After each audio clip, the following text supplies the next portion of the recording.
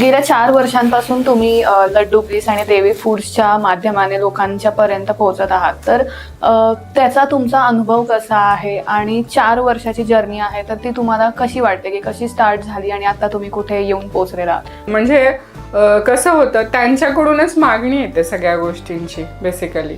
तर मग माझी क्रिएटिव्हिटी जास्त वाढत जाते. आज जर आपण बघितलं, लड्डू प्लीस हा जो ब्रँड आहे, तर मी सुरुवात केली होती फक्त शेंगदाणे लाडू बनवण्यापासून. आज आपल्याकडे 30 पेक्षाही जास्त वेगळे वेगळे टाईपचे आपल्या लाडूचे प्रकार आहेत.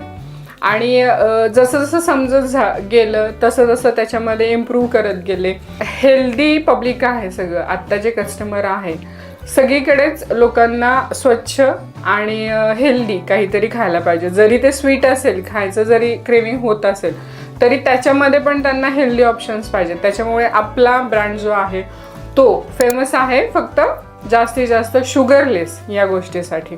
आपण जे सगळे लाडू बनवतो ते सगळे शुगरलेसमध्ये असतात.